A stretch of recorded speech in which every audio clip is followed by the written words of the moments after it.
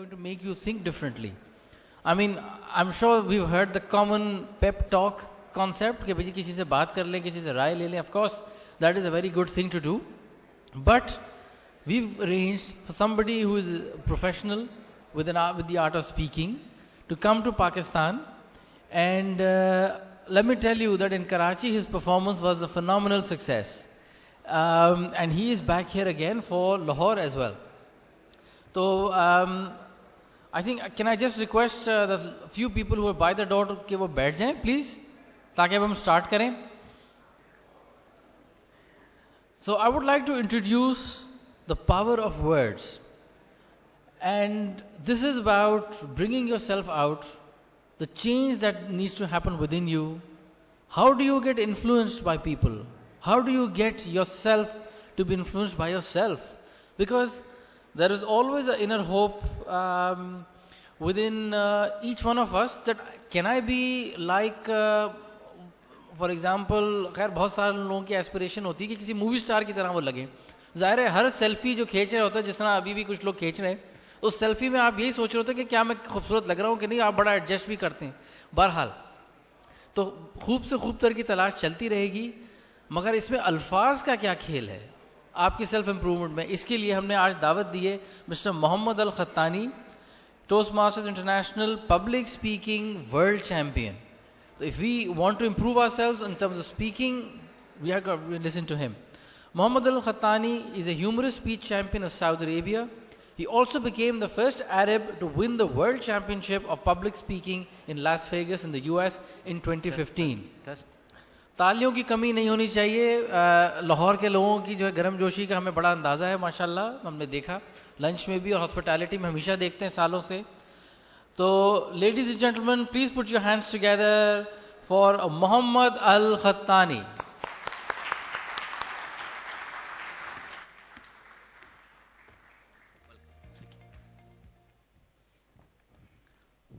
Ladies and gentlemen, good afternoon.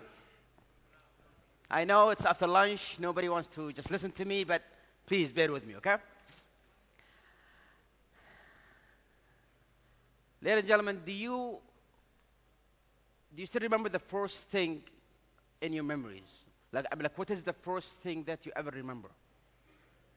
See, for a lot of you, if you go back into memory lane, you might remember something when you were 3 or 4 years old.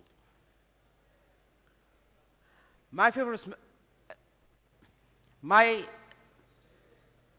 okay. The first thing I actually remember, I was 8 years old.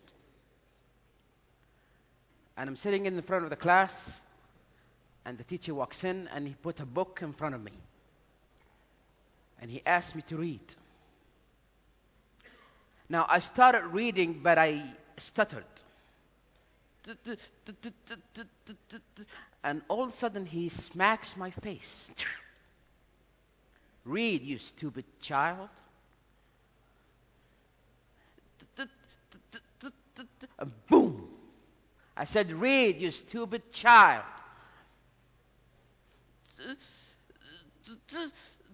I said, stop. There is no use out of you. One statement.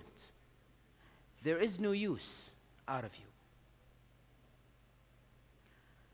And ladies and gentlemen, throughout your life, you will be faced by obstacles. You will be faced by problems. And whenever you face any problem in your life, you have two choices. The first choice is, okay, let me face it, let me do something about it, let me rise against it, and maybe I will win. And the second option is, let me take the easy road. Please, don't take the easy road. I took the easy road. And I got all my stuff, and I went to the back of the class, and I sat behind this huge guy so nobody can see me. And from first grade until last year of high school, I did not talk to anybody. Not even my mom and dad. Not even my brothers or sisters. I avoided talking to everyone because in my mind, if I open my mouth, it's either they're going to hit me or they're going to laugh at me. So why should I trouble myself? And because I used to spend all of my time alone, I used to read a lot and I used to be the top of the class. Third year in high school, one of the students walks up to me and he said, Muhammad, you're a very smart student and you're always the top of the class, but I don't think I ever heard you talk. And I remember I took a piece of paper and I wrote on it. I said, I cannot talk. And he said, Muhammad, if you are a mute, you will not be in this school. You will be in a very special school, but you can't talk. Your problem is, you're afraid of people. However, I have a way to cure you. Do you want to know? I said, yes, please. He said, in order to beat any fear, you have to face the ultimate form of that fear. I said, what do you mean? He said, tomorrow morning, you're going to read the morning announcement in front of all the school. And I promise you, this is your cure. And ladies and gentlemen, when you are desperate and somebody handed you an idea, no matter how crazy this idea is, you'll take it.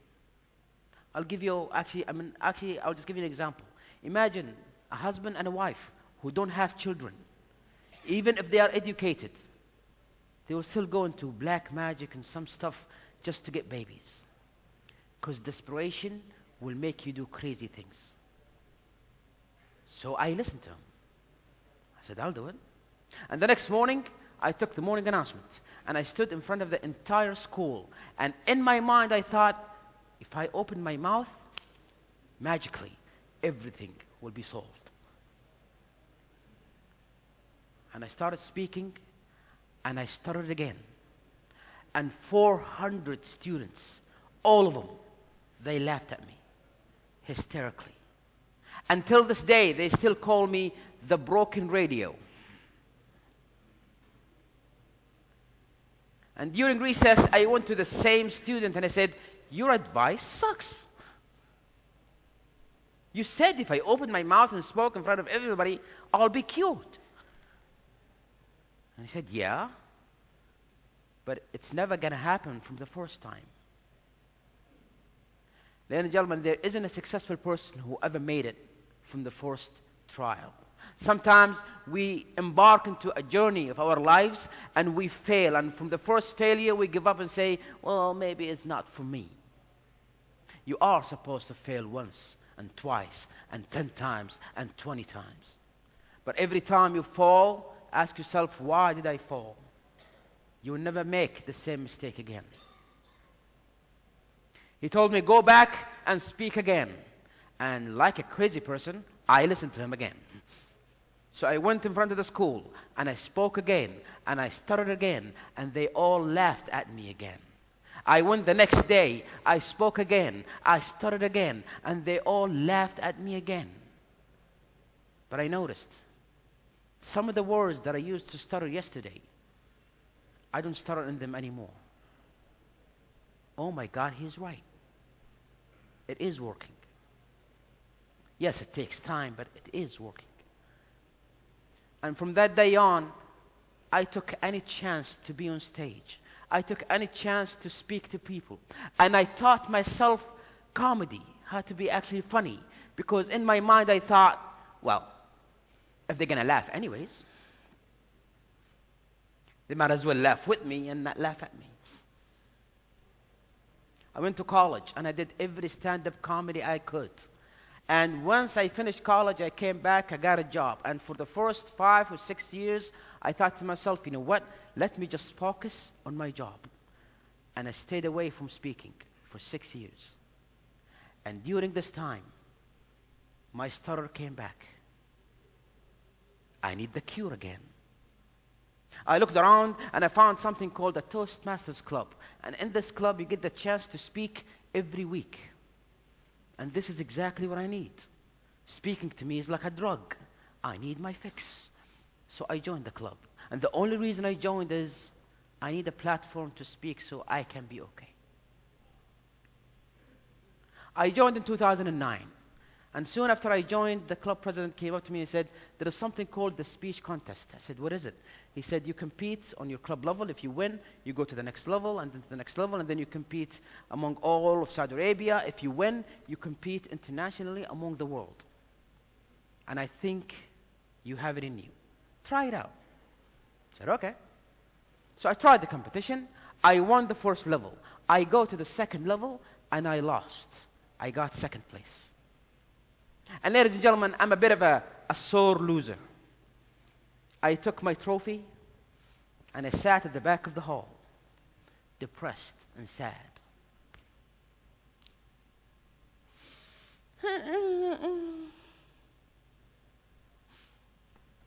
And my club president at the time came up to me and he said, Muhammad, you did an amazing job. Everybody loved the speech that you did. I said, yeah, but look at this. It's a very tiny trophy. It's a second place trophy. I cannot put this on my desk. It's shameful. And he said something to me that I would never forget. He said, Muhammad, if what you're looking for is a piece of glass, I'll take you now and I'll buy you the biggest trophy.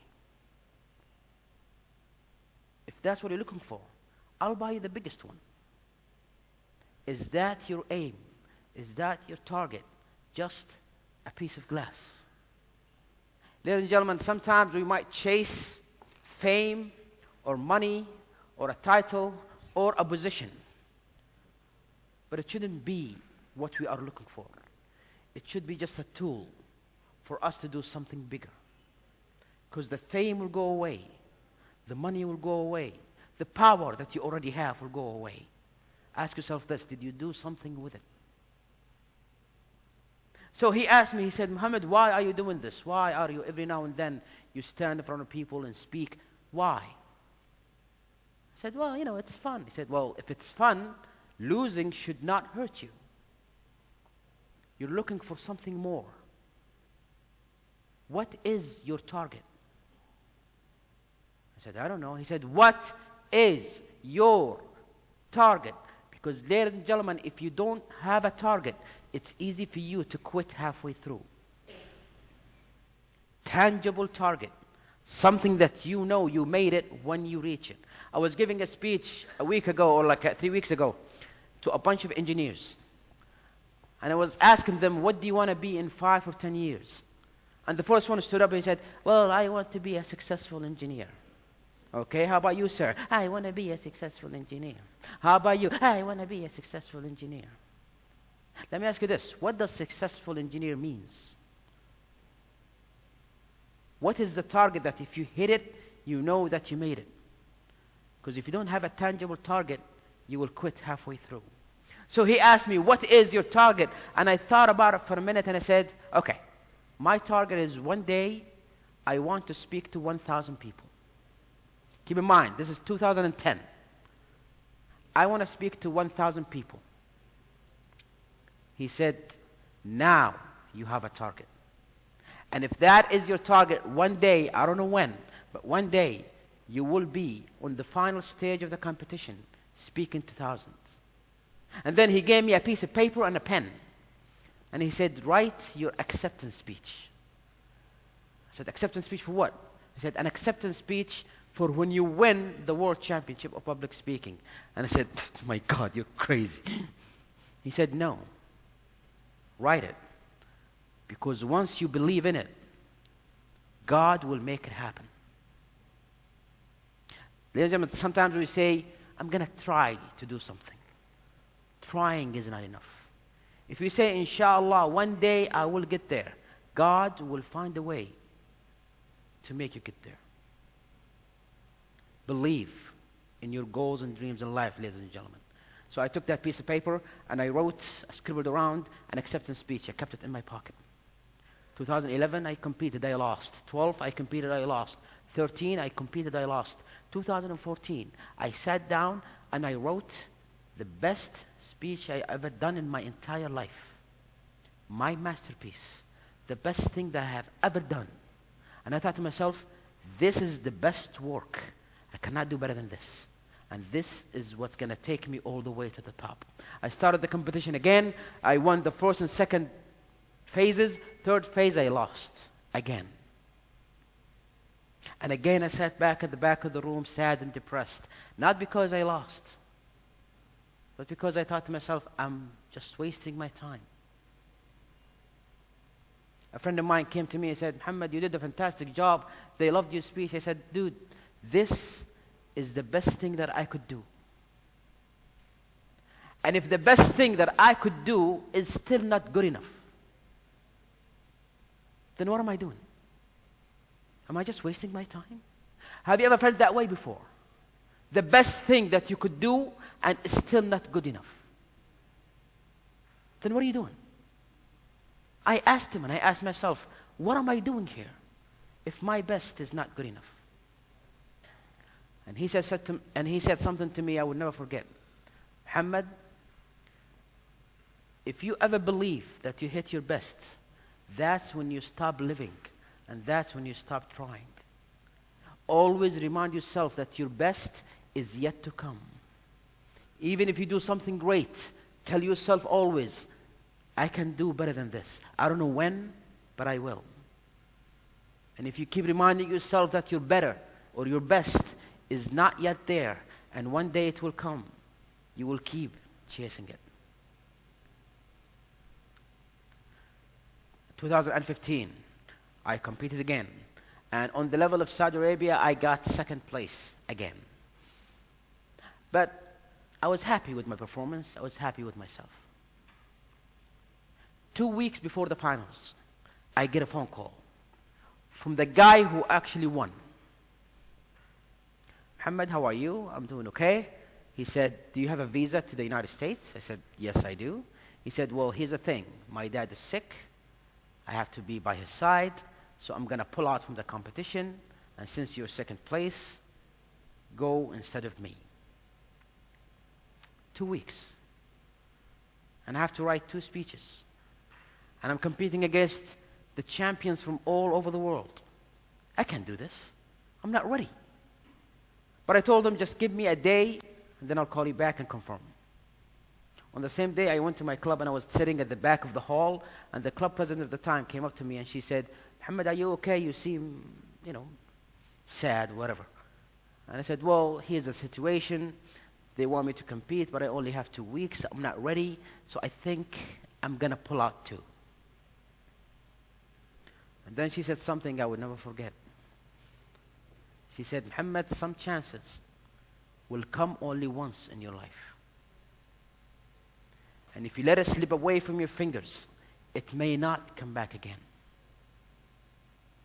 Ladies and gentlemen, when these chances come on your way, even if you're not ready, just say yes. Figure out a way to do it later, but first say yes. Do not let it slip away. She said, Muhammad, say yes. We'll help you. We'll be there with you. So, all right. So I said yes. And I practiced for 2 weeks. And then I go to Las Vegas. 100 contestants from all over the world. They break us into 10 groups. Each group will compete, and from each group, only one will go to the finals. I competed in my group, and I won. Oh, my God, I made it. Now I'm in the finals. The best 10 speakers in the world. They took us to the back of the stage. There's a room with a big flat TV. And while you are sitting in the room, you can see whoever is on the stage. And there in that room, all 10 of us sat around. And everybody's just, yeah, I wish you good luck. And for a split second, for a moment there, I started to think about winning. And the title. And the trophy. And all the stuff started to sneak into my mind. They do the draw. I'm the last speaker.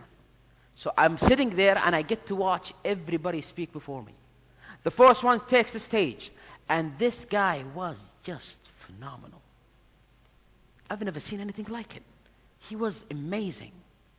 So I thought to myself, oh, okay. Maybe I'll get second place. The second guy comes in, and he was even better. Okay, maybe I'll get third place. The next guy came, and the next guy came, and everybody was better than the one before. And that's when I thought, I don't have a chance. Then I said to myself, Muhammad, remember why you're here. You have a message, you believe in this message. Let the people hear it, and then leave. You're not going to win. Just give this message, have fun with it, and leave. The last speaker is gone, and I'm the only one left in that room. They come to me, they put the mic on. I'm waiting at the side of the stage. There is a lady who pulls the curtain so I can walk in. And I'm asking this lady, I said, how many people in the audience today? And she said, 3,500 people. And I remembered a target that I set for myself 5 years ago of speaking to 1,000. Now I got 3,000. So when I stood on that stage and all the light hit me and I see everybody, at that moment, right before I even spoke, at that moment I thought to myself, my dream is already true. If I win, fine. If I don't, I honestly don't care. I gave my best performance, and still in my mind, I'm not going to win this. And I go and I sit down, and they start announcing the winners. Third place, second place, the world champion of public speaking 2015, Muhammad al-Qahtani. Ladies and gentlemen, the first Muslim to ever win this title. I walked into the stage, and I still cannot believe that this is happening. Okay. And I go there, and they handed me this huge trophy. And they say, would you like to say a few words?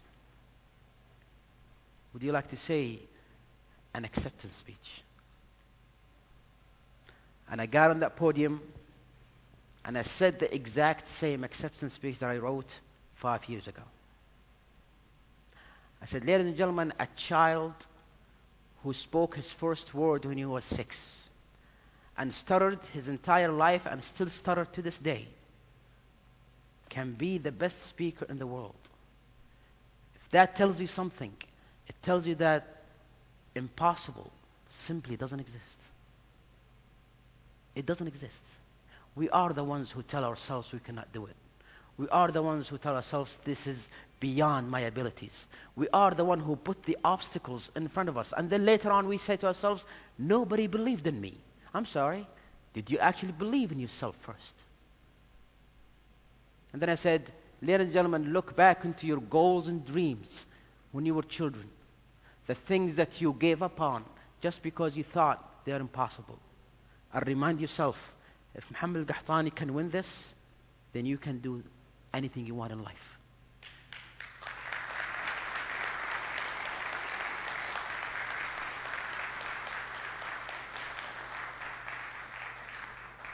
I took that trophy, they walked me outside. As soon as I walked off the stage, the CNN, the BBC, the Washington Post, the New York Times, they're all waiting outside just to have an interview with me. Overnight, you become famous. And I'm not ready for this, and I didn't know how to handle it. And they were all asking me this question, Mr. Qahtani, what's next for you? I don't know. Seriously, I didn't know. I didn't plan this through. I didn't know what's next. Then they walked me into this hall, and in the middle of the hall, they had this table. They put my trophy on it, and there's a stack of papers. And in front of me, 3,000. The exact same 3,000 people who were watching me. They all lined up just to have a picture with me or have me sign an autograph. And I started thinking about, the fame and the money and that, yes, please. You too, come here. You want one too, please. And I started to forget the purpose why I'm here. Because fame is very dangerous when it gets into your head. And during this whole process, a lady in the line walks up to me. She's in her 40s or 50s, with tears in her eyes. Tears, ladies and gentlemen.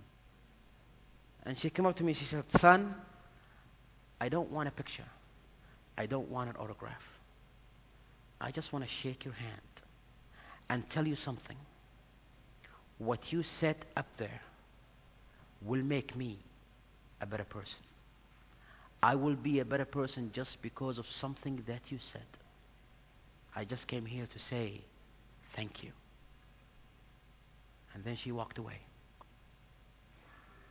And at that moment, ladies and gentlemen, the trophy meant nothing. The fame meant nothing. All of it meant nothing. Now I know what's next. Ladies and gentlemen, what's next for me is one day, maybe in 5, 10, or 20 years from now, I'll be home, watching TV, flipping through the channels. And while I'm watching TV, I see an interview with a successful person, an influential person, someone who's making a difference in this world. Hopefully this person is one of you. And they would ask that person, how did you become the person that you are today? What was your motive? What was the spark that got you started?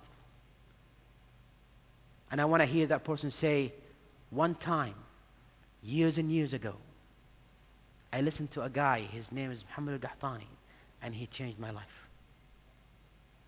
One person. So let me ask you this, ladies and gentlemen. Is this person in this room? Say it louder. Is this person in this room? Yes. Well, just to make sure, I'm going to take a picture with you guys. And then years from now, when you make it, please remember me and remember this picture. Everybody smile, please.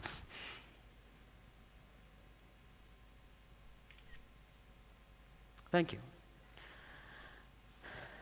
Ladies and gentlemen, we're all going to die one day.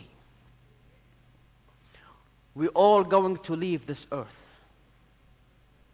Ask yourself this question. Did I leave this earth a better place just because I was in it? Because if you didn't, I'm sorry. You lived a wasteful life. When that day comes and you die, there might be 3 types of responses. The first response is, oh, thank God he's gone.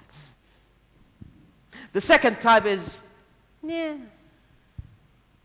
And the third one is, oh my God. Are you going to get an oh my God? I really hope that you do. Thank you so much for listening.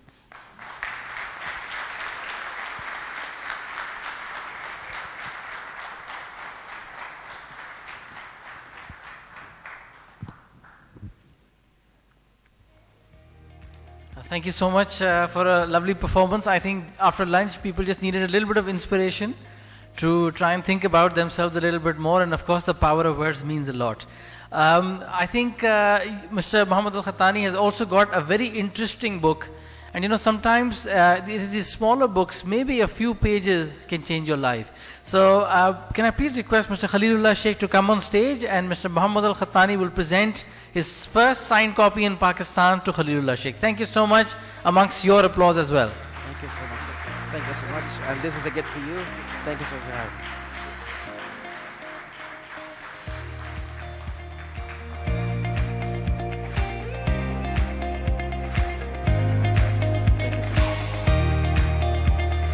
Thank you so much, yes, thank you so much. I can leave now. Just one moment, Mr.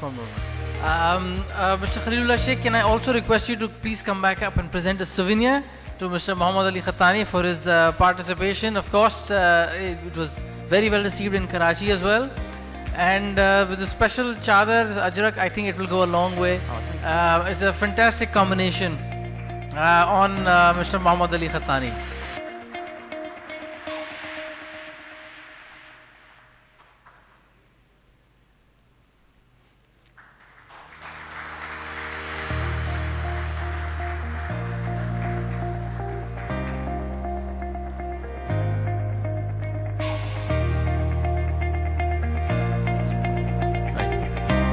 Thank you.